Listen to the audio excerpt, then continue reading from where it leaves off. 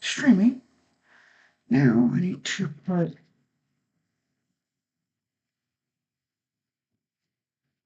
that right there, that right there. Open up YouTube, not this. Go here.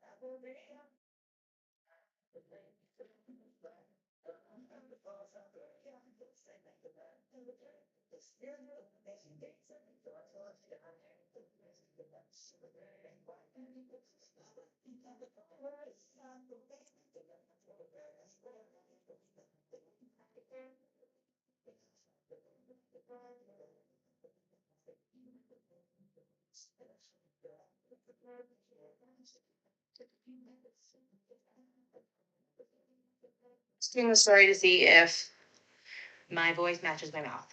All right, sorry. And my voice matches my mouth. We've had some hiccups with our insurance, and it's not our fault, but it's very hard to understand if you're not in the special needs world. We had See if Griffin and Sawyer have care plans that are made by. We've had some hiccups with our insurance, and it's not our fault, but it's weird. Hard to understand. It's not. Yours doesn't have it. So if we can't get this fixed by Friday, we'll have to reschedule his surgery. So we're scrambling right now, which has been just annoying. And yeah, it's been terrible. And I've been on the phone. I've called a million things, but the plan is just we're gonna switch care companies. This is the second time they've done this to us in 3 months.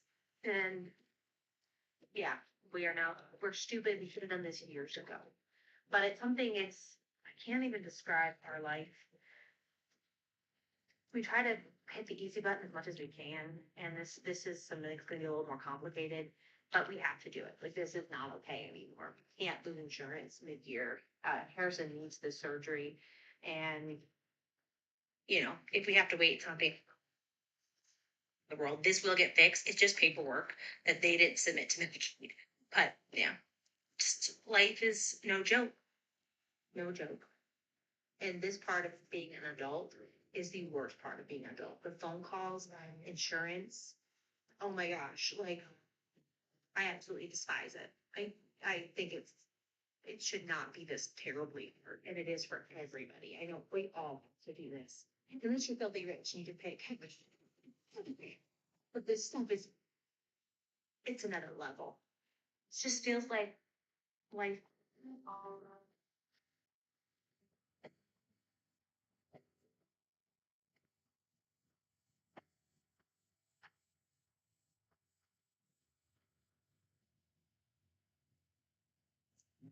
Doing four steaks and slices.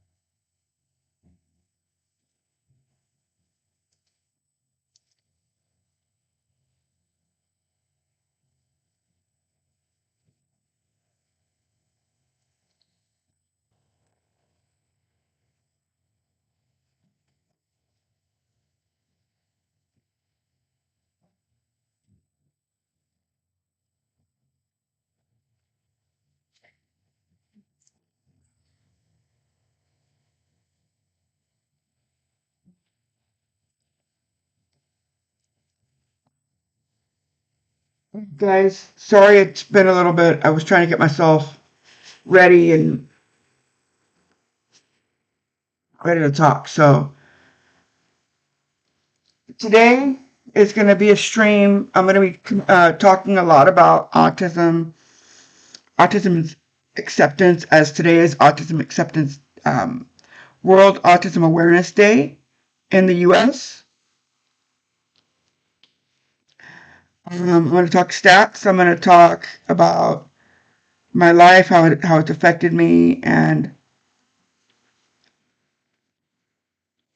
so on. So I was diagnosed with autism at the age of between 10 and 12. I'm not 100% sure.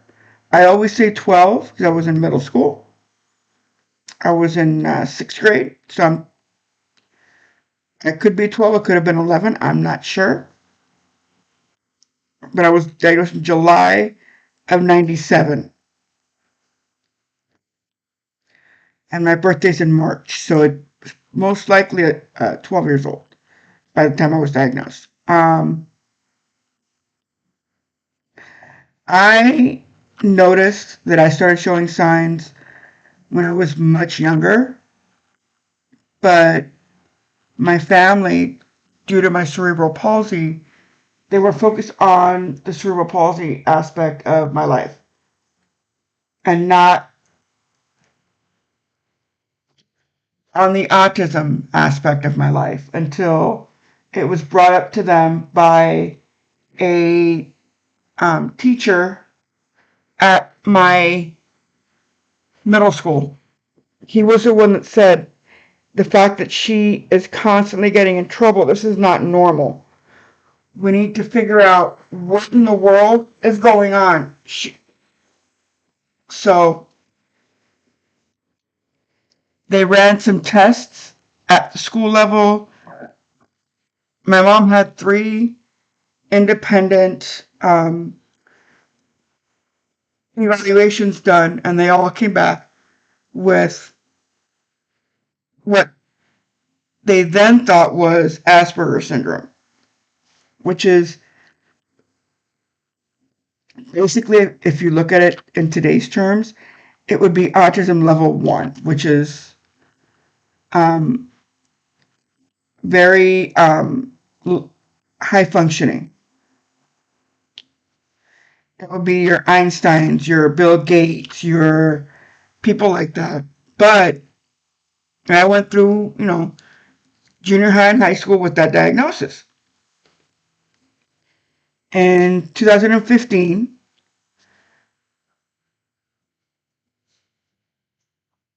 no, not 2015, in 2001,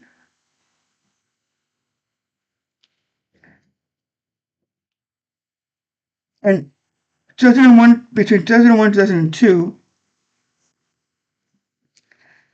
I requested services through the regional center here where I live in California. In Southern California, I live in LA, Downey, South Central LA Regional Center. I requested um, counseling services, and those began. The lady came in and started doing in-home therapy sessions, and I was doing great. I would go in, I would do great, and then all of a sudden they found out that I was still in high school at that point. At that point, I was in high school. So they had to stop services and had to be evaluated by, I was not mentally able to tolerate counseling services, and that the best route of care for me would be medication. So after that happened, they did some counseling for me at the high school, but it wasn't really counseling. It was one-on-one homework time. That's what it was. It wasn't really counseling. So About 6 months later, they do another evaluation and they determined that yes, by this time, I'm able now to start receiving psychological therapy through the services that I had been receiving through the regional center. They reinstated my services. I was doing well. Then I graduated high school in 2004. And after that, I went into a day program. No. Sorry, backtrack. After that, I started going to college, started going to Cerritos College in 2004. I started taking some courses there, basic courses. And I started noticing that for myself, college just was not the the road for me. I could not. My symptoms were too out of control, and I could not manage without one-on-one help. So I had to um,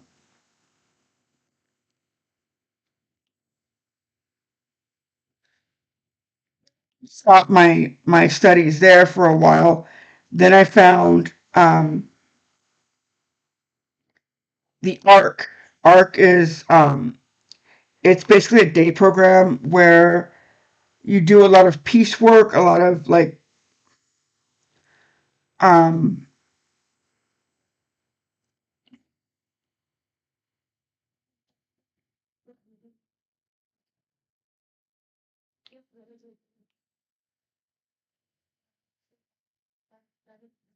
like assembly line style work. So I was there from 2007 to 2009. I was there for 2 years. I eventually was placed at a community based job that I actually got myself without their assistance. So I worked at Shakey's for like 6 months, and then I said, "This is not for me." My last paycheck ended up being like $25 for a 2 week paycheck because they were told by my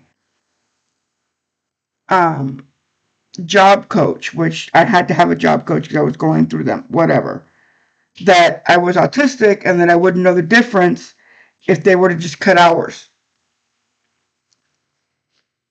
So they started cutting my hours left and right. And I was like, you know what? This is not for me. So I called and resigned and went back into Cerritos College. This was in 2009. Um, I started taking courses again. I ran into a child development course that I decided to randomly just take that to see if I liked it. And it clicked. My career path opened up like a flipping book. Okay. I decided my career path was to work with special needs children, and basically go back into the schools and give back to those that had helped me get through my schooling years. So that's what I decided to do. I went into child development with a focus in special education. And I graduated with that degree in 2017. Um, Only a few weeks before my mom would eventually pass away due to cancer. This is where my autism journey really begins because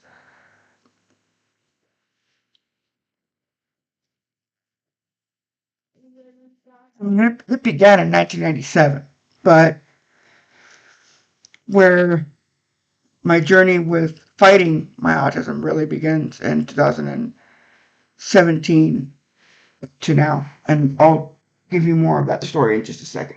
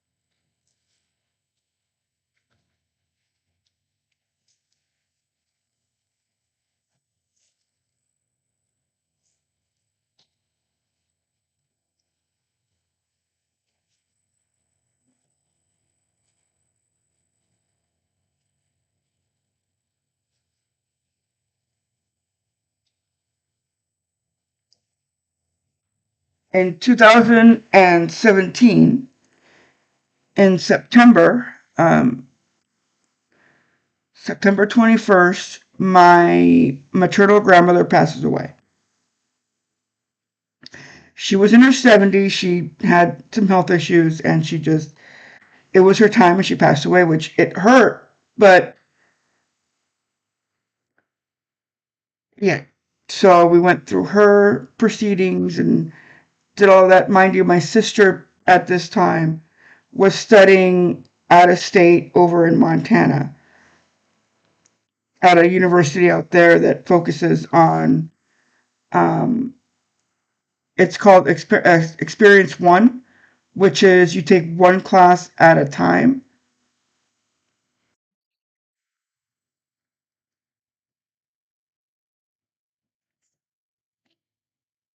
You still do the same course load as anybody else, but it's one class every 3 weeks. So she was doing that because she was struggling. So we decided this would be a better fit for her in her college career. So she transferred. Um,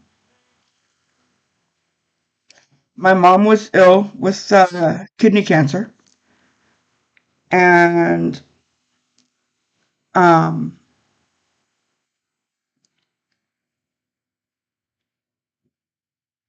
3 weeks later, after my grandmother passes away, my maternal grandmother passes away. Sorry, my mom passes away to cancer, and that was a traumatic experience.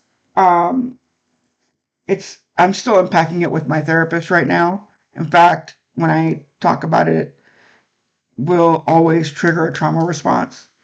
But I'll give you the gist of it. We'd been at the hospital the night before, and they'd given my mom a medication called Versed for anxiety because they were saying that it was safer for her heart, whatever. And mind you, she's a kidney patient, and I'm not gonna go there. So they gave her that for anxiety, and it affected her breathing. While we were there, we saw it, and we said, "What's going on?" And he's like, "Well, it's a medication that we gave her for her anxiety. That's normal. It'll pass." And then my mom was like, "I don't want that medication again." It did not make me feel good. So before we left, we spoke to her nurse and let her know that she was um,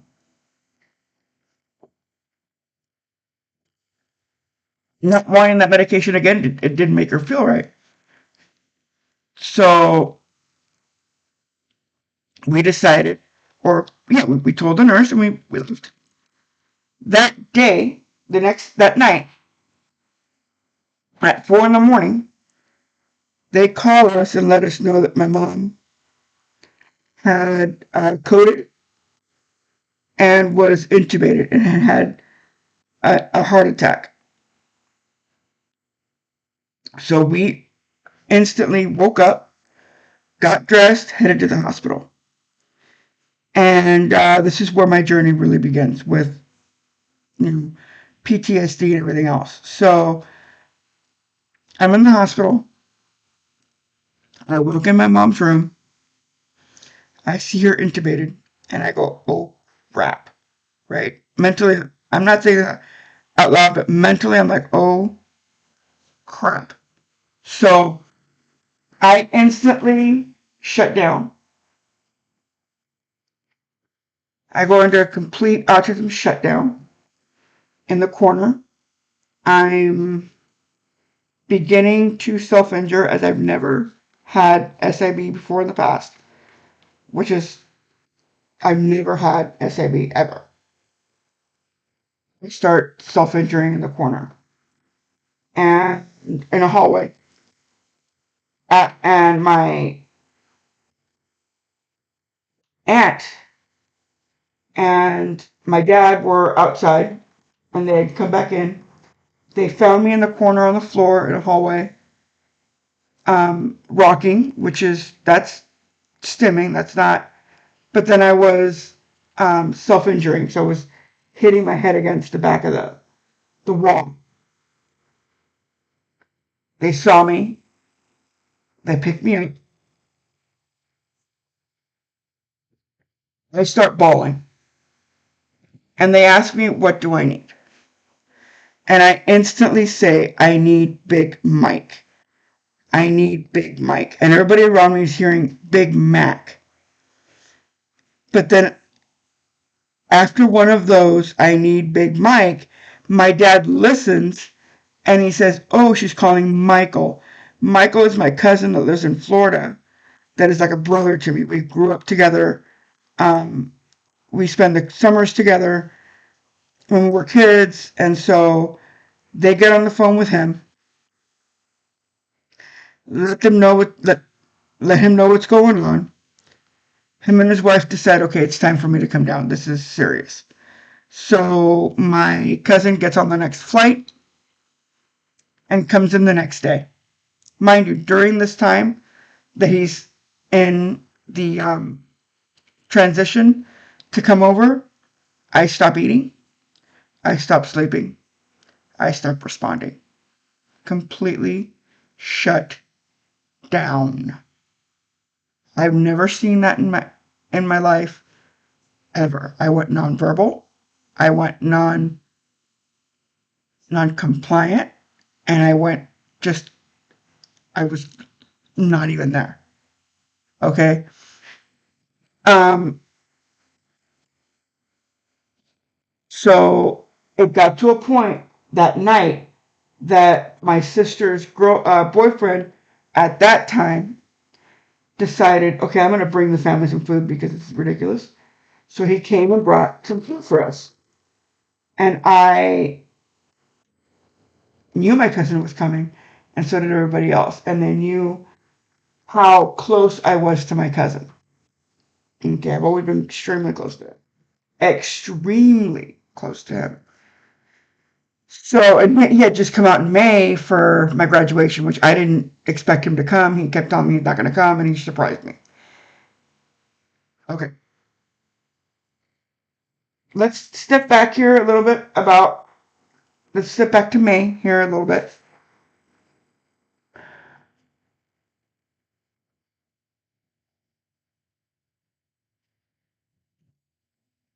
I graduated, this is all 2017.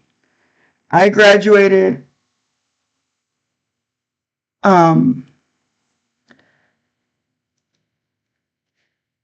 Cerritos College with my AA in May 18th. Okay. My grandmother, my paternal grandmother, had a stroke days before my college graduation. Okay. She had a stroke on May 10th of 2017. And that's another story. I was there. I saw her. Her caregiver was very. They didn't call um, the paramedics. In fact, they called my dad. My dad called me to go check on my grandmother. Gave me her symptoms, and I instantly called the paramedics. I'm like, why aren't you guys calling the paramedics? Time is brain here. So I called the paramedics right away, and the paramedics met me at my grandmother's house, and we took her into the hospital, and she had had a stroke, and I'm like, oh god. So I was there with her. Um, the whole family kind of rallied around us. So, and then she was in the hospital and all this, and I was getting ready to graduate college and this kind of stuff, and I was really stressed out. So,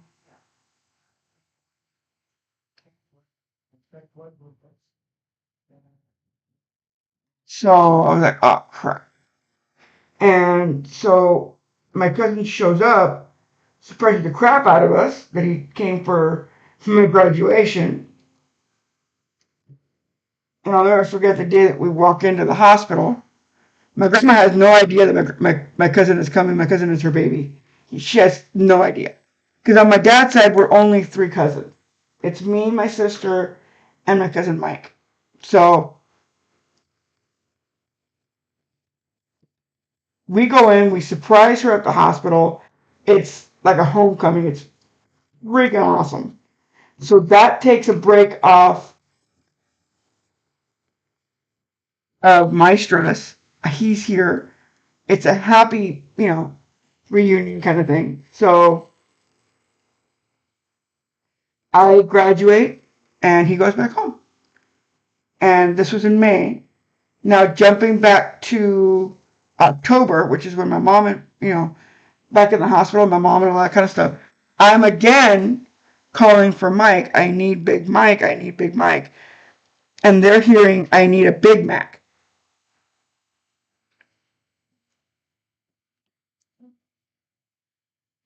Everybody's saying, "We'll get you a Big Mac. What else do you need?"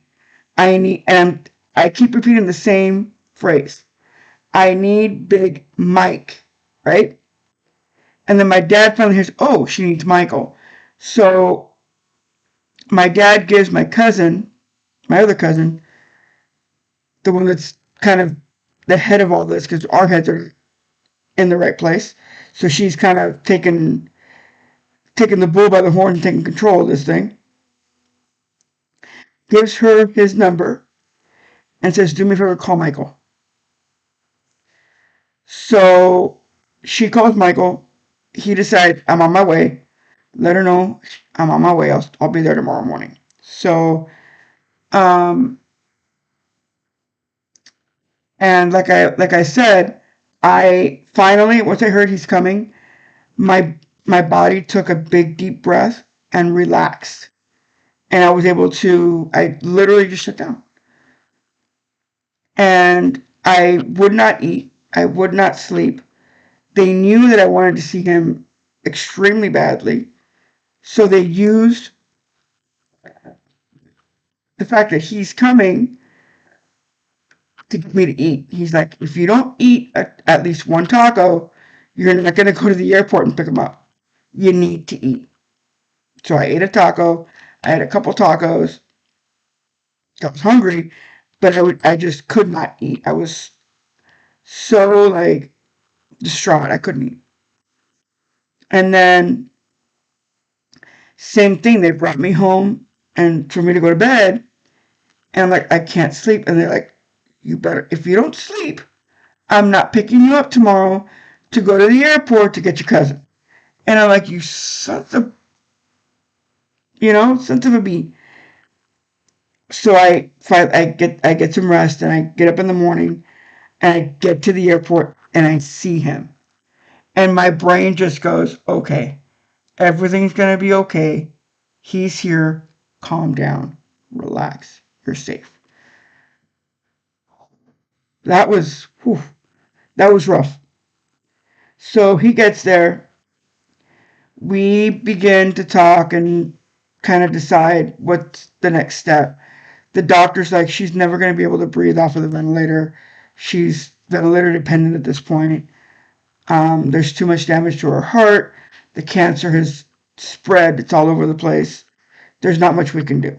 So we decide, okay, this is the end. We're just going to pull it. So at first we decide to start cutting back on her medications to see if she starts declining on her own. Sure enough, she doesn't start declining on her own. She actually gets stronger.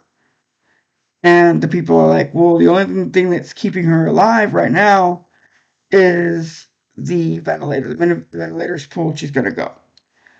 So we're like, okay, let's give time for people to come in and say their goodbyes. Mind you, we have our waiting room. Our waiting room is full of our family, absolutely full of family and friends that have known us and been with us for years. So one by one, they start coming in and saying their goodbyes. Mind you, we're all in the room. Me, my five cousins from my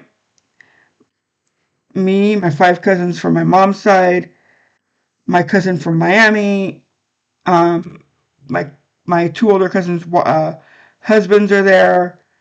Um, my cousin Jessica, the youngest one, is in the bed with my mom, and we're all just saying our goodbyes. And so finally, after all that happens, we, I'm holding my mom's hand on her right side. And I'm standing right next to my cousin Mike. And I step back for a minute. They pull the ET tube out, the ventilating tube, and within no more than 45 seconds, it almost didn't even give me enough time to get back to her to hold her hand again before she passed. It was that quick.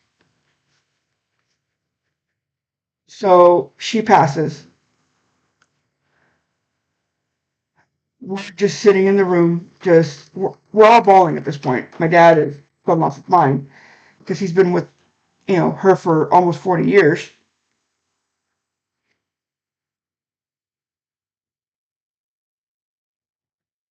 And so she passes, and then we start making arrangements because it has to be done. This is it. That's it. She's gone. So that night we go out to eat. We go to Porto's, which is a bakery here in Downey that has, it's like a Cuban bakery. Well, more like a Latin American bakery nowadays. It's not really a Cuban bakery, but um, that has room for us all to just sit and gather and talk. And so we do that. And then that night, I remember that my mom is an organ donor.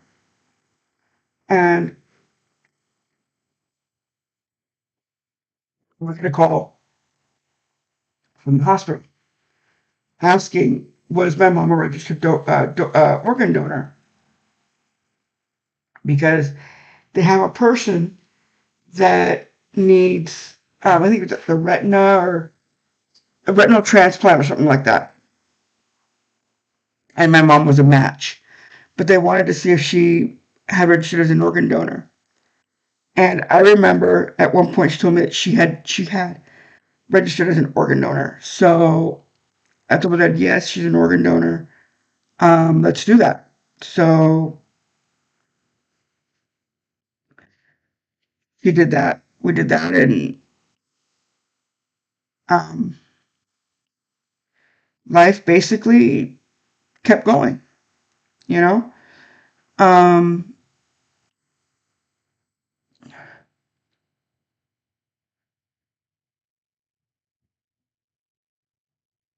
We then went, my dad, me, and because by this time my grandmother was already at home. She had been discharged from the hospital. She had been home for a few months now, staying at her apartment and all that. Because my uncle had come in from Florida in between my cousin and my mom dying and all that. So he had come in and he had helped us move her to her apartment, and because she was staying with us after she had had her stroke, and she was not happy. She wanted to go home. My grandma was the type of person that she did not want to stay at anybody's house. She was extremely uncomfortable, did not like the help, was just like, she was extremely self sufficient. And so after she had had her stroke, he came down and saw her and that kind of stuff. So she had been she had been living in her apartment, and my dad, me, and my cousin Mike had gone to go visit her and tell her, look, Setting had passed away. My mom's name, everybody knew her as Setting, Sarah. My mom had passed away, and she couldn't believe it. She's like, oh my God, I can't, what? She done lost her mind. She was like, oh crap, right? So that was rough to see her lose it like that.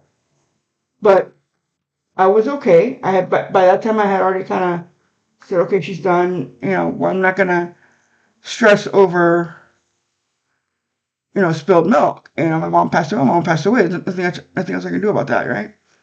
So I then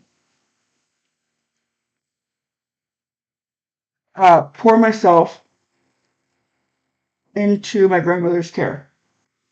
I mean, pour myself into my grandmother's care. Even before my mom had passed away, I poured myself into my grandmother's care because my grandmother really didn't have anybody to care for her. She had in-home caregivers, but she really didn't have any family there. Her family was me, my sister, my dad. That's it.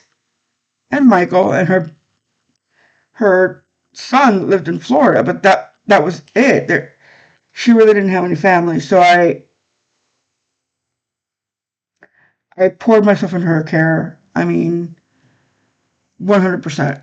I mean, I was there every day, all day, as much as I possibly could. Um,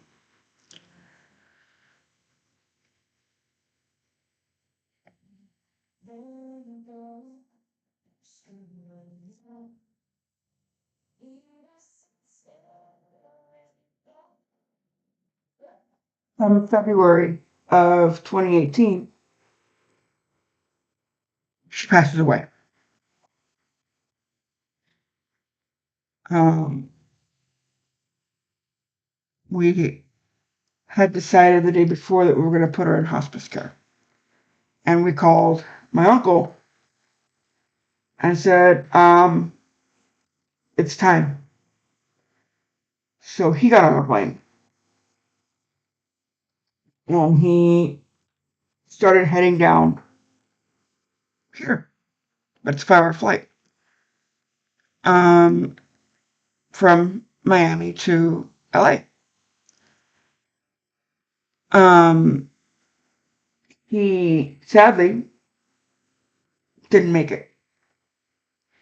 We got up in the morning really fast, early, got up, took a shower, got dressed, headed over to the nursing home where they had put her in for hospice.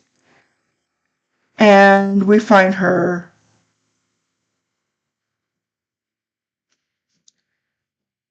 passed away.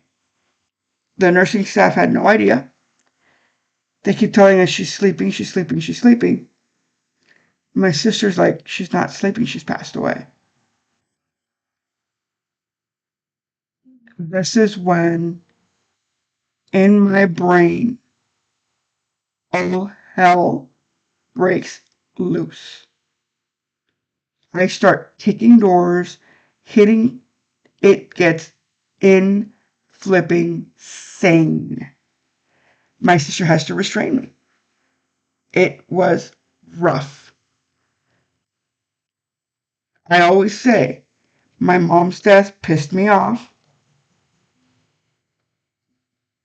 My paternal grandmother's death killed me. I will always say that. She passes away. My uncle does not make it in time to see her. That same day, he lands, and my dad, me, and a friend of the family go and pick him up from the airport. And he's like, "Let's go to the nursing home to go see my mom." And the gentleman starts joking, which is good. Starts joking around, and then we eventually say, "Look, I think she passed this morning. You didn't make it." And he's like, "Thank God, I didn't want to see that."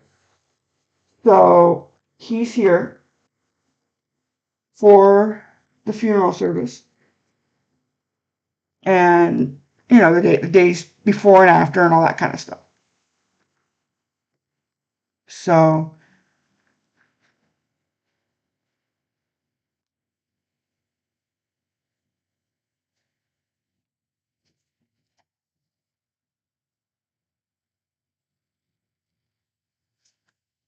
I'll tie autism awareness into all of this in a minute. Let me just finish my story, and then you're going to see where it all ties in. Okay? It doesn't seem like it all ties in, but it does. Um, we go through the services, all of that kind of stuff. We empty her apartment. That was rough. And again, life goes on. You know, she's passed. Life goes on, and nobody really takes a step back. It's just nobody takes time to look back. There's really no time to look back. So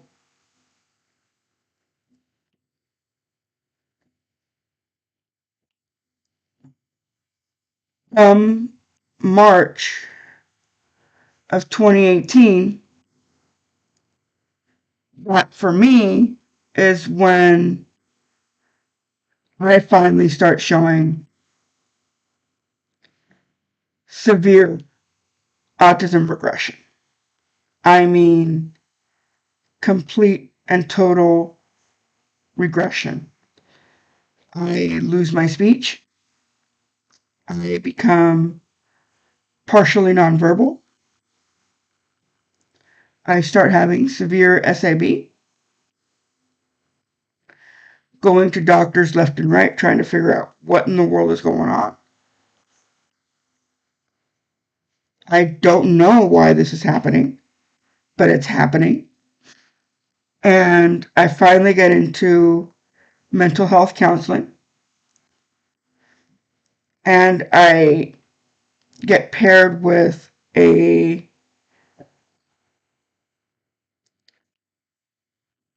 autism specific developmental disabilities case manager who speaks Spanish because I've lost my ability to speak English, intermittently during this time.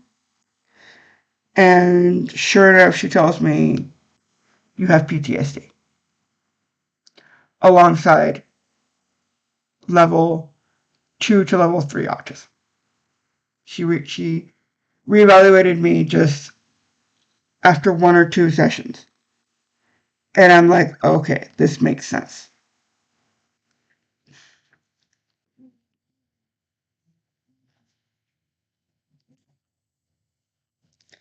I begin requesting ABA therapy, and it gets denied and denied and denied and denied. Finally, in 2023, I finally get approved for ABA therapy, and that starts in October. They start coming into the home. They start doing in-home sessions.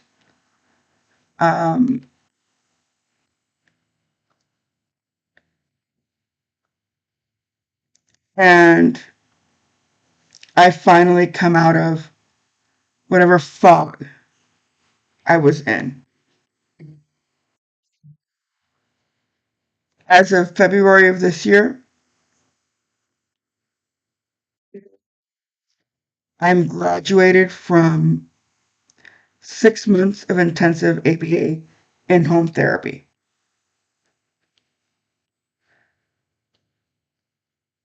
Um, I also was diagnosed 6 months ago with ARFID, or avoidant restrictive food intake disorder, because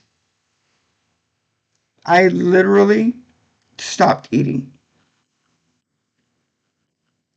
As part of my regression,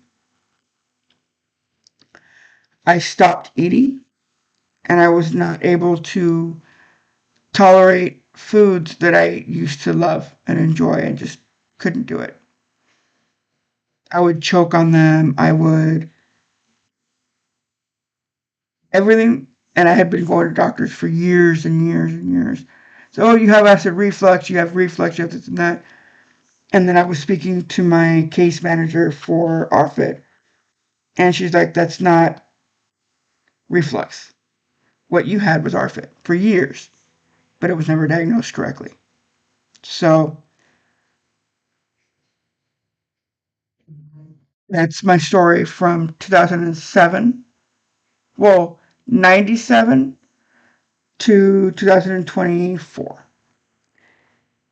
Now I'm doing well. Um, Thankfully, I'm still receiving trauma counseling, autism specific counseling, medication, management, among other things. So now I want to talk a little bit about the stats of autism. Autism is 4 times more prevalent in boys than in girls. The symptoms of autism are completely and totally different in girls than they are in boys. In fact, I'll go over that. Um, Girls are more often than not overlooked. It's misdiagnosed in girls typically as ADD or ADHD. Um, so let me go over the stats of autism in in general right now.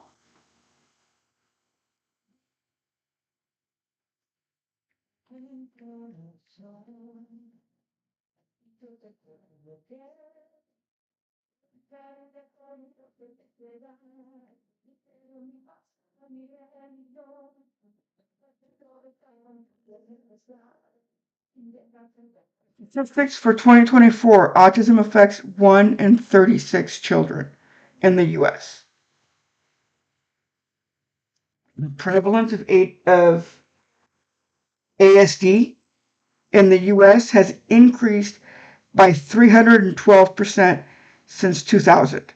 Boys are diagnosed with autism 4.2 times more often than girls.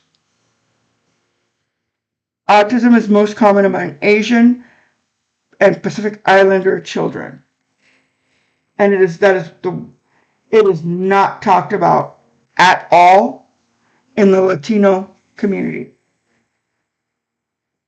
Hispanic community. We are the least. The Latino community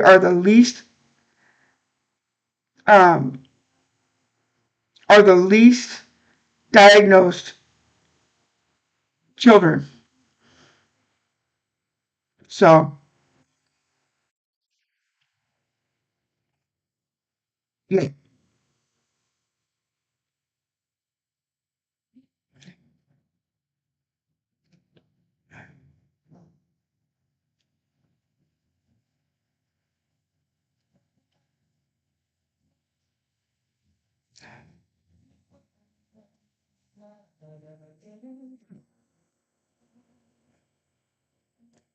Autism spectrum disorder is one of the fastest growing developmental disorders in the US.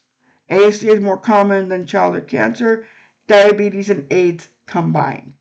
Okay, it's running rampant. Autism disorder affects all nationalities, all religions, and all races, both sexes. It doesn't differentiate, affect only one group.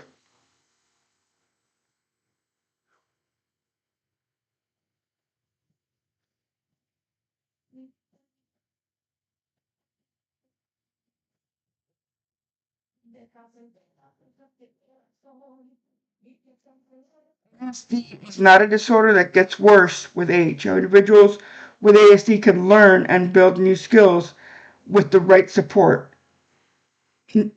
Not only does ASD not get worse, it does not go away after the age of 18 or 21.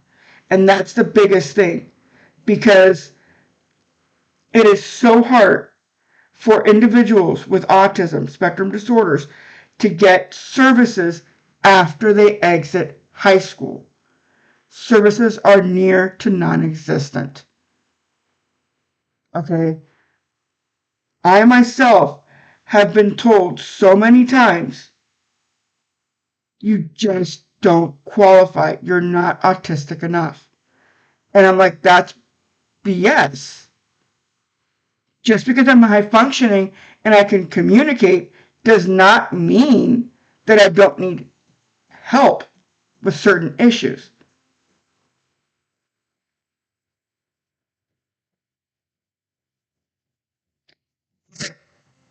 The 3 back-to-back deaths in my family.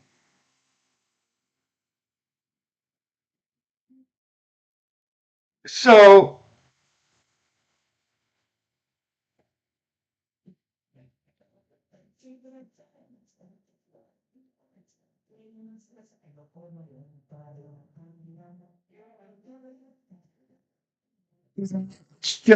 it's hard because I get denied so often trying to get help for myself because I'm high functioning, I can communicate,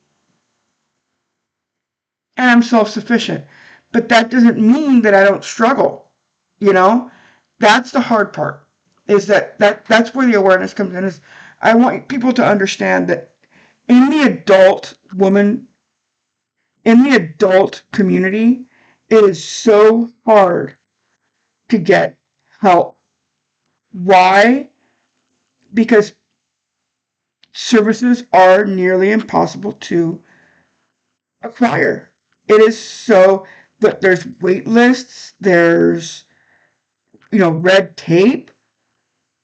Like for me to get ABA services was nearly impossible. They told me that my issues were with mental health and that ABA could not help.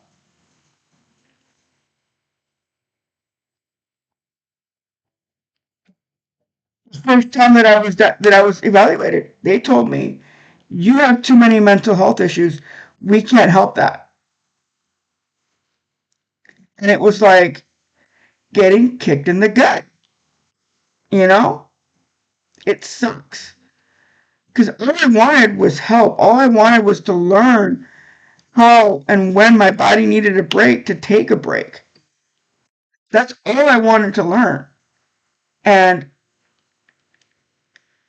I finally received, 10 hours a month for 6 months of therapy. And as soon as therapy began, I started following through with what they were doing in session, doing it out of session, and I was able to fully recover. I mean, I'm still autistic, but the behavioral issues that I had are no more. Do you understand what I'm saying? It just it can be that simple. Just guidance.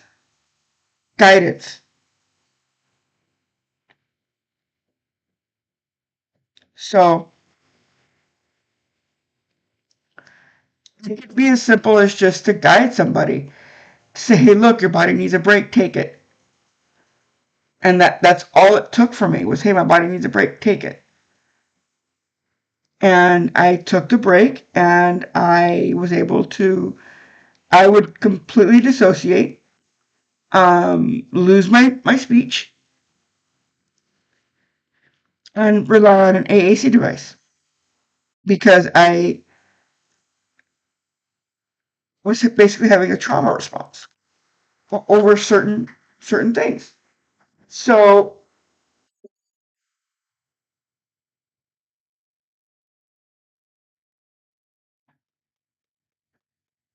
I want to talk a little bit about the symptoms of autism in girls versus the symptoms of autism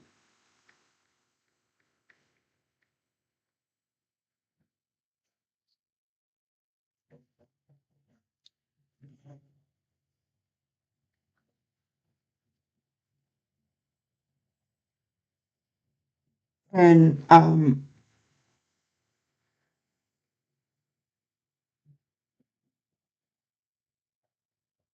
boys. Okay,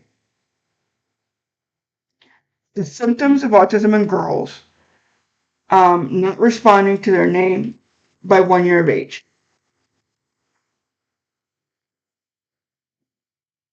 Another one is preferring not to be held or cuddled. I did not like to be held and or cuddled when I was young. I was very much a loner. I didn't want to be held. I didn't want to be, having difficulty following instructions. Yes. Not looking at something when another person points to it. Losing certain skills, such as no longer saying word they can use before. Like,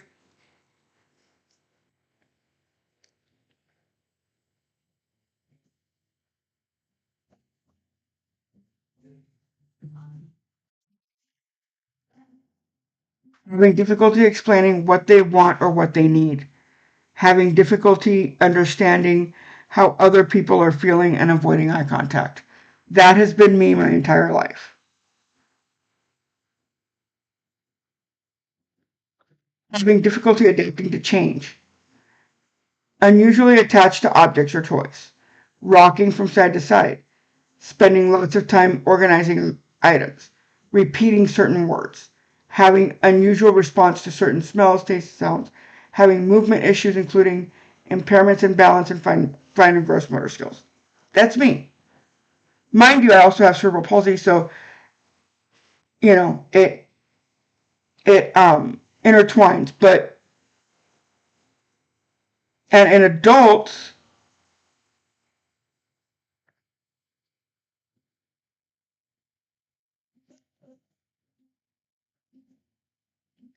it's making it hard to understand what others are thinking or feeling. Yes, getting very anxious about social situations, finding it hard to make friends or preferring to be on your own, seeming blunt, rude, or not interested in other without meaning to, finding it hard to say how you feel, which is that's me. I can't in English. I can't. When I speak English, I cannot um, communicate that. So I do all of my mental health in Spanish because of that. Not understanding social rules, avoiding eye contact, getting too close to other people, or getting really upset if somebody touches you or gets too close. Noticing small details, having very keen interest in certain subjects, liking to plan things carefully before doing them. Yep, autism in women. Autistic women may be more likely to have learned to mask, to fit in, be quieter and hide their feelings, appear to cope better with social situations, show fewer signs of repetitive behaviors. This means it can be harder to tell if you're autistic if you're a woman. Yes. Yes. That is it in a nutshell. That is me in a nutshell. If you look at me on the road, other than my stimming, my hand flapping, you wouldn't know that I was autistic. I communicate 100% normally. I, yeah. So you wouldn't know unless you knew me that I was autistic. So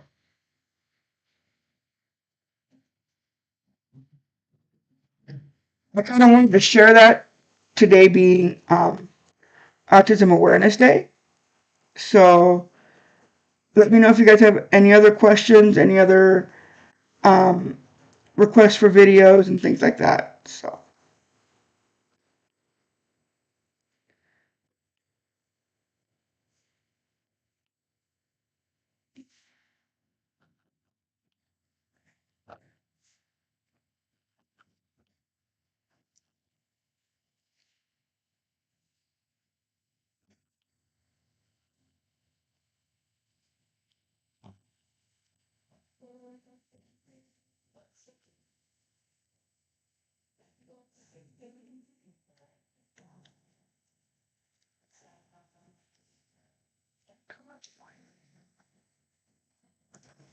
thank you all for watching, and I will see you next time.